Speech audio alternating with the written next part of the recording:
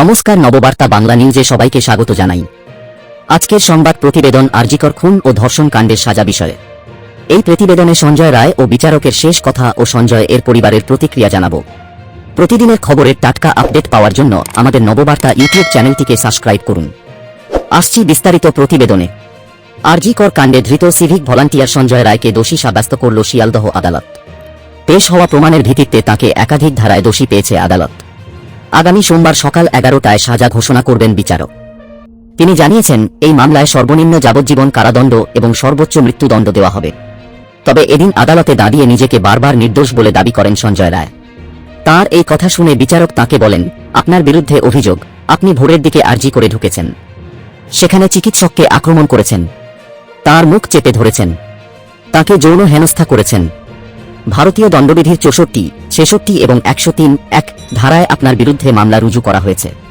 আপনার অপরাধ প্রমাণিত, আপনাকে এই অপরাধে দোষী সাব্যস্ত করা হচ্ছে।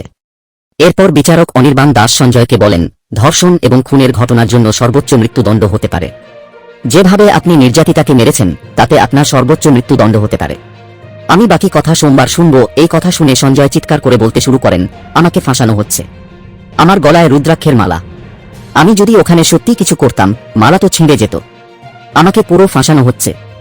শেষমেশ সঞ্জয়ের কথার উত্তরে বিচারক বলেন, সিবিআই এবং সাক্ষীদের বয়ানের ভিত্তিতে আমার যা মনে হয়েছে তার ভিত্তিতেই আমি দোষী সাব্যস্ত করেছি। শাস্তি আপনাকে পেতেই হবে। কি শাস্তি সেটা সোমবার জানাবো। এরপর হাত জোট করে সঞ্জয় বলেন, আমি গরিব, আমি এই কাজ করিনি। তবে ততক্ষণে রায়দান শেষ হয়ে গিয়েছে।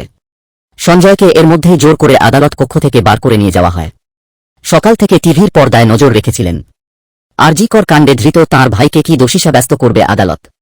শিয়ালদা আদালতের বিচারক ধৃতকে দোষী সাব্যস্ত করার পরই কান্নায় ভেঙে পড়েন সিভিক ভলান্টিয়ারের দিদি। কাঁদতে কাঁদতেই বললেন, আদালত যা নির্দেশ দেবে তা তাঁরা মেনে নেবেন।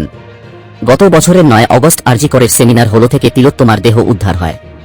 24 ঘণ্টার মধ্যে সিভিক ভলান্টিয়ার সঞ্জয় রায়কে গ্রেপ্তার করে কলকাতা পুলিশ।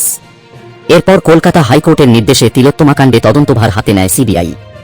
শিয়ালদা কোর্টে সঞ্জয়ের বিরুদ্ধে চার্জশিট জমা দেয় সিবিআই। শনিবার তিলোত্তমা কাণ্ডে সঞ্জয় রায়কে দোষী সাব্যস্ত করেন শিয়ালদা আদালতের বিচারক অনির্বাণ দাস। সোমবার দুপুরে সাজা ঘোষণা করবেন। বিচারক জানিয়েছেন, সর্বনিম্ন 10 বছরের কারাদণ্ড হতে পারে দোষী সাব্যস্ত সঞ্জয়ের, আর সর্বোচ্চ সাজা হতে পারে মৃত্যুদণ্ড। আদালত সঞ্জয়কে দোষী সাব্যস্ত করতেই কান্নায় ভেঙে পড়েন তাঁর এক দিদি। ভাইকে কি তিনি দোষী বলে মনে করেন? সঞ্জয়ের ওই দিদি বলেন, ধরা পড়ার পর তখন মনে হয়নি, এখন তো তথ্য প্রমাণ সামনে আসছে। ভাই মদ্যপান করতেন বলে জানালেন, কিন্তু তার ভাই যে এমন নৃশংস কাজ করতে পারেন তা যেন ভাবতেও পারছেন না সঞ্জয়ের ওই দিদি। বিচারক জানিয়েছেন, সর্বোচ্চ মৃত্যুদণ্ড হতে পারে। কি ভাবছেন তারা? সঞ্জয়ের দিদি জানালেন, আইন যা নির্দেশ দেবে তা মেনে নেব। সোমবার আদালত কি সাজা ঘোষণা করে তার দিকে তাকিয়ে সঞ্জয়ের পরিবার সহ গোটা দেশ। পরবর্তী সংবাদ দেখার আমন্ত্রণ জানিয়ে এখনকার মতো শেষ করছি। ধন্যবাদ সবাইকে।